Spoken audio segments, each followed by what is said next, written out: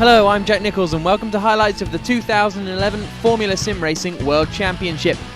The Circuit de Catalunya is the scene for round 6 of the championship. Located just north of Barcelona, this track is a well-known testing venue featuring long straights and a large variety of corners. The drivers will need to negotiate 66 laps of the 4.6 kilometre long course. Qualifying saw Bono Huis take pole position, making it his second in a row. Frederik Nielsen came in second, but the big surprise was the performance of Patrick de Wit, putting his faster-than-speed car into third place. Atsé Kirchhoff and Blair Disley could not be separated by the timing devices, qualifying in 4th and 5th. The two Finnish drivers, Mikko Puumalainen and Jarkko Mikkonen, would start in 6th and 7th, and Rainer Room set his best World Championship qualifying result to start in 8th. Both of the NetRex Grand Prix cars made it into the top 10, with Marco Conti in 9th and Ernesto De Angelis in 10th. Driving in their first World Championship races this season, Mohamed Patel, driving for ATR Silverline, set the 11th fastest time, ahead of Cyril Verdmuller, driving for Aero F1. Temporarily replacing Rasmus Tali, Jon-Erik Saxon qualified in 13th for the McCourt team. To the race start, and Nielsen, de Wit and Kirchhoff immediately moved into single file behind Huis, and with a strong slipstream, Nielsen moved to the outside, de Wit to the middle. With 3 cars squeezing into turn 1 together, it was Nielsen that managed to get into first position ahead of Huis and de Wit.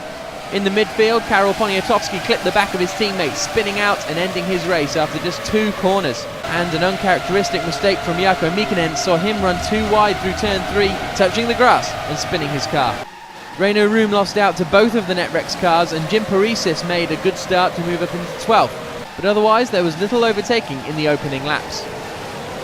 After a poor qualifying performance, David Greco had begun to crawl through the order, passing first Saxon and then Paresis, and at the back of the field Giuseppe Marconi was having trouble maintaining his position, losing out to Moran, Gosby and Mikkonen in just half a lap.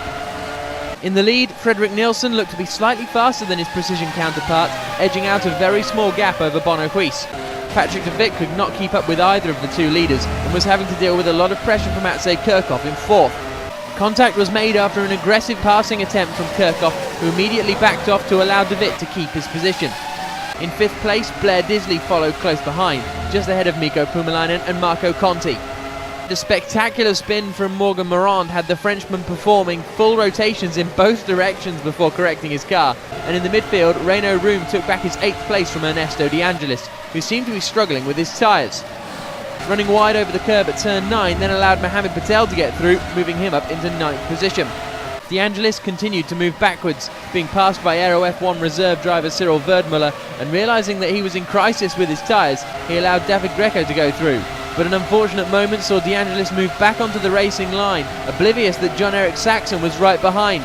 Saxon was forced to take evasive action in a trip into the gravel trap. As the race progressed, Bono Huis seemed to be finding more and more pace, and although he now appeared to be faster than Nielsen, he couldn't find a way past the leading Twister car. In the fight for third, Atsé Kirchhoff eventually managed to get a good enough exit from the final corner to draft alongside de Wit and make the pass into turn 1. And while it would seem likely that Kirchhoff would quickly get away from the faster-than-speed car, a mistake later on in the lap had Kirchhoff clipping a curve at the final chicane, giving the position right back to de Wit. Kirchhoff then made the decision to come in early to try and pass de Wit through the pit stops. The faster-than-speed team immediately reacted, but Kirchhoff set a fast enough outlap to just beat de Wit out of the pit lane. In the battle for 8th, ATR reserve driver Mohamed Patel also made an early stop, successfully leapfrogging the GT Omega car of Rainer Room. With Nielsen and Huis separated by less than half a second, it was the Twister Racing team who made the first move, bringing Nielsen in on lap 27. Huis pitted on the following lap, and despite both drivers having perfect stops, Huis somehow found extra time on his in-lap, pulling out in front of his Twister rival and taking the lead from a frustrated Nielsen. Several laps later, Huis caught up to Marco Conti, who had yet to make his pit stop. Conti soon found himself in trouble with the race stewards after some highly aggressive defensive driving against Huis, who eventually made it past after several attempts. Now in 3rd place, Atsé Kirchhoff was very much alone on the circuit, with a large gap both in front and behind. Patrick de Wit remained in 4th, just ahead of Blair Disley and Mikko Puumalainen. David Greco was up into 9th, but it was unclear whether the Italian was on a 1 or 2 stop strategy. In the final points paying position, Mohamed Patel continued to hold off Rainer Room for 10th. Meanwhile, Jarkko Mykkänen made his second scheduled stop, dropping him down into 11th with 15 laps to go, but with a fresh set of tyres, the Finn was easily clawing his way back up through the midfield. Having been stuck behind de Wit for the entire race, Blair Disley was desperately searching for a way round. Unfortunately, the Too Fast For You driver made contact with the Dutchman into turn 4, allowing a quick-thinking Puumalainen to get around the outside of Disley. Unbeknownst to de Wit, his team had fitted him with the wrong tyres, and as a result, the faster-than-speed driver was forced to make another stop several laps later. Mikko Puumalainen now found himself up into 4th place, while de Wit emerged from the pit lane in 10th. In the lead, Bono Huis was constantly under pressure from Frederik Nielsen, with both cars seemingly setting an even pace. But Huis was making no mistakes, and Nielsen could not get close enough to make a passing attempt. As the two stopping cars as Mykkänen and de Wit charged their way up through the field, it became apparent that Blair Disley was not carrying enough fuel to get him to the finish line, and the Australian was forced to reduce his revs in order to retain any chance of finishing the Grand Prix.